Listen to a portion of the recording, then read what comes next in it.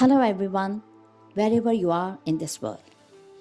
Today I will discuss how to avoid making mistakes in chemistry and biology lab class.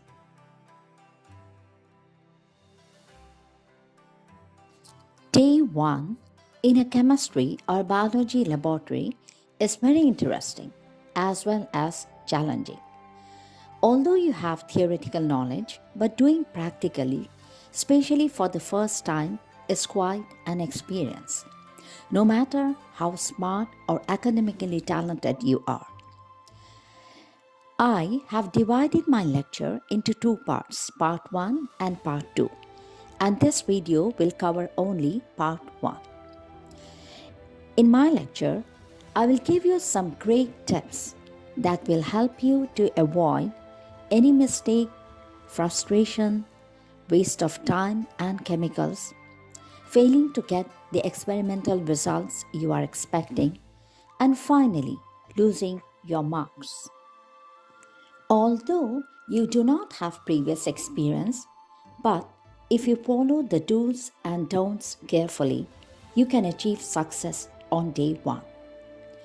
The first and foremost thing in a lab class is using personal protective equipment or PPE. Wearing proper lab coat and also safety glasses, gloves, mask when necessary is a prerequisite.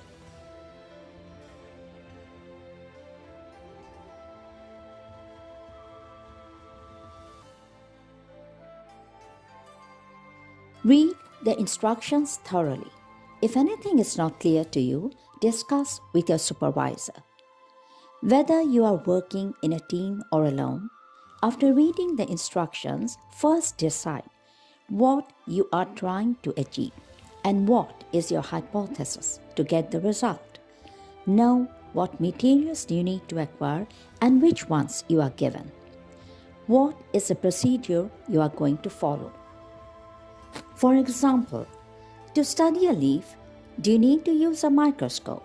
If so, do you need a light microscope or a fluorescent microscope, etc.? Do you need to make a solution? Or do you need to blend two substances to make a paste, etc.? Based on what you need, write down the procedure in bullet form and then follow it. Once you have completed step 1, always remember to put a check mark. This will avoid any confusion and mistake. To do an experiment, selection of materials and methods is very important. For material, try to use the materials which are readily available and always keep enough materials for repetition if needed. For method, keep it simple. And I repeat, keep it simple. The more complicated it is, the odds of making mistakes will be greater. For example, to view a bacterial or fungal growth on an agar plate, usually the naked eye is enough. For more precise observation, you may use a good magnifying glass. No need to use a microscope unless you need details. Your experiment is the study of the growth of microorganism on a living thing.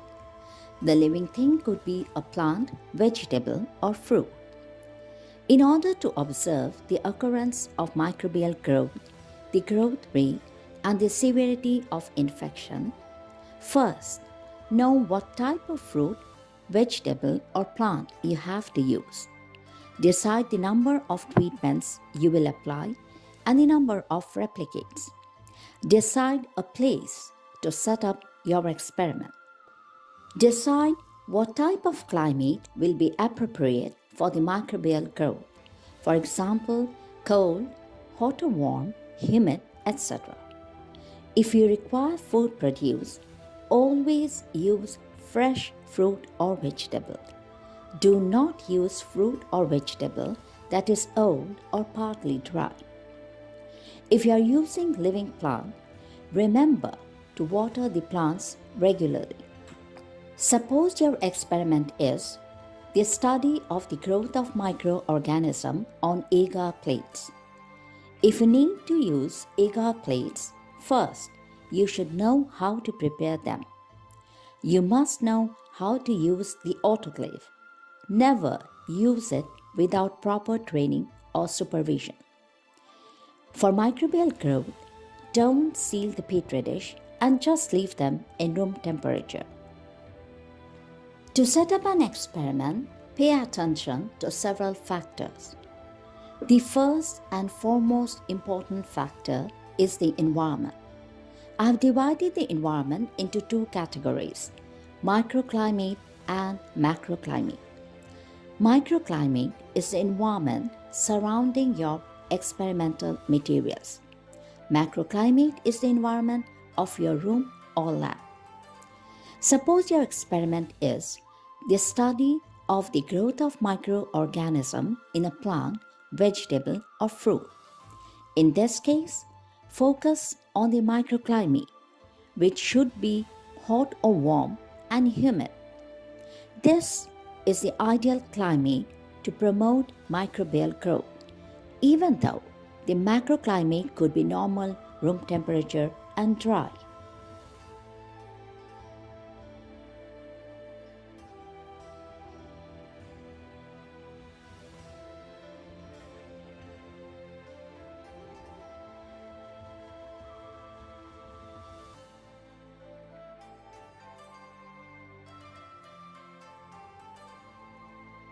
To set up an experiment, also pay attention to factors. Now, the factors could be constant or variable. Constant are the factors that remain same in all of the treatments. It is also called control variables. Variables is one or often two factors that varies among the treatments. There are two types of variables, independent variable and dependent variable. Independent variable is a factor that is controlled by you. For example, in a seed germination experiment, chemical seed scarification using diluted sulfuric acid, soaking the seed in water, soaking time of the seed, etc., all are decided by you. The dependent variable is a factor that happens as a consequence of independent variable. This is not controlled by you. It depends on the independent variable. For example, the germination rate of the seed is the dependent factor. It is dependent on the soaking method, which is the independent variable. To summarize the factors, independent variable is seeds are soaked in water for 24 hours. This is controlled by you. Dependent variable, the germination rate of the seed, whether it will be fast or slow, is not controlled by you. It is controlled by the independent variable, which is the soaking method and the scarification of the seed. Constant or control variable. The factors, for example, temperature, humidity, etc., are the control variables. This is controlled by you. However, it remains constant throughout the experimental period. In this slide, I will give you an example. Suppose your experiment is how seed scarification affects the germination of seeds. You are given 3 sets of seeds for this experiment. The constant factor or control variables for this experiment are A. Temperature, B. Darkness, and C. Humidity. All of these factors will remain same throughout the experimental period. The independent variables are the 3 different treatments, D1, D2, and D3. D, C is control. You need to use a control group which acts as a benchmark to compare with the treated groups. In this illustration, Batch ABCD1 was previously soaked in water for 24 hours. Another two batches of seeds received chemical scarification. Batch ABCD2 was treated with diluted sulfuric acid. Batch ABCD3 was treated with gibberellic acid. And batch ABCDC was used without any treatment, which is the control group. This is the end of part 1, and this lecture will be continued in part 2. Thank you very much.